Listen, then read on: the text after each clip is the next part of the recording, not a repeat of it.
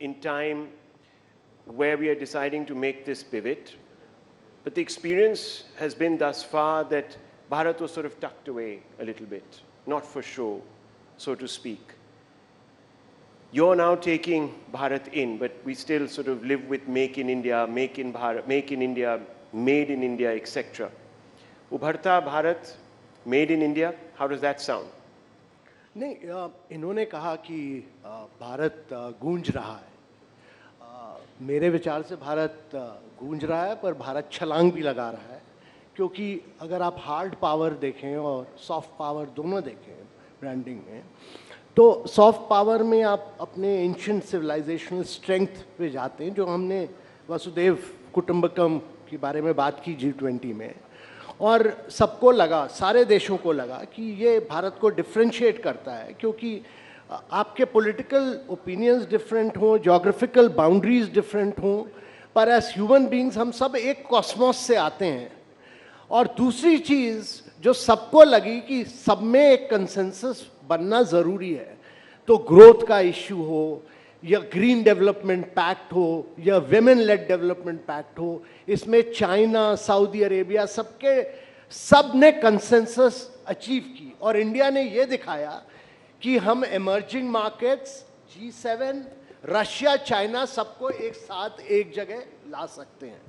दूसरा, सबने भारत की लीडरशिप मानी कि हम प्राइम मिनिस्टर के नेतृत्व में हम एक कंसेंसस हर इशू पर ला सकते हैं. वो केवल भारत ला सकता था.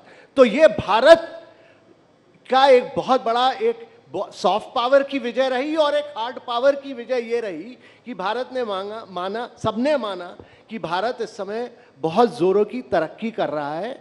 देखिए, हम इस समय डिजिटाइजेशन पे नंबर 1 है, हम इंफ्रास्ट्रक्चर पे नंबर 1 है, हम ग्रोथ पे नंबर 1 है.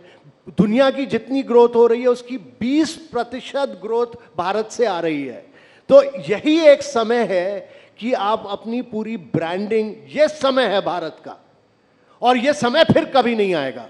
तो इस समय एक आपकी एस्पिरेशन है, आपकी एम्बिशन है, आपकी एनर्जी है, आपकी वाइब्रेंसी, आपकी डायनेमिज्म है, वो सब कैप्चर इनको करनी है इस समय. Well, as long as it's not just a topical change, as in you rebrand, but the reality must also change. So that's what you're trying to say. मैं ये कह रहा हूं कि इस समय एक, क्योंकि हमने बहुत अचीव किया है, और बैंक ऑफ इंटरनेशनल सेटलमेंट ने कहा कि जो आपने 9 वर्षों में किया वो भारत को 50 वर्ष लगते अचीव करने में. Right. तो एक सेंस ऑफ नेशनल प्राइड है. अभी हमारा जो, हम हमेशा कॉलोनियलिज्म थिंकिंग में फंसे रहते थे, हम हमेशा वेस्ट को एप करते थे, हम वो अब हमारे दिमाग से निकल गया है. ये समझना बहुत जरूरी है.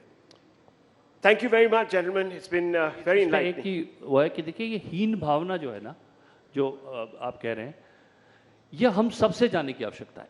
Even if you want to make brand India, you want to talk about the India doing well, it's very important कि हमारा सेल्फ बिलीफ खत्म नहीं हो.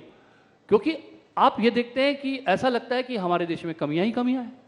भाई, झील में पत्थर ही पत्थर हैं, झील भूल चुकी है झील होना.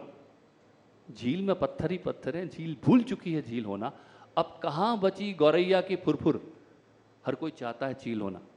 तो आप भारत को अटैक करना चाहते हैं और अपनी कमियों को उजागर करना चाहते हैं. ये लोगों से मैं ये कह रहा हूँ, जो लोग भारत की कमियों को अक्सर आगे रखते हैं, सेल्फ बिलीफ जो है वो बहुत ही जरूरी है. कि हमें, भाई, हमें ये एहसास करा दिया गया कॉलोनियल पास्ट में कि हमें कुछ भी अच्छा नहीं है.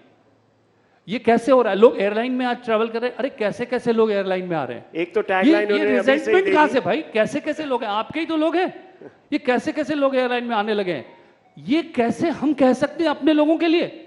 ये हम ये पहले रिजेंटमेंट भी जो प्रिविलेज क्लास में है, ये भी खत्म होना चाहिए कि भाई हमारे ही लोग हैं. जब तक ये तरक्की नहीं करेंगे, आप तरक्की कैसे करेंगे? Okay, well, very passionate about Bharat. Believe in Bharat. That's your tagline, perhaps. Thank you very much, gentlemen. Thank you very much for being here. Thank you once again, Mr. Prasoon Joshi, Mr. Amitabh Kant. Thanks, Rahul. Thank you. Ladies and gentlemen, just one request. Kindly remain seated for all of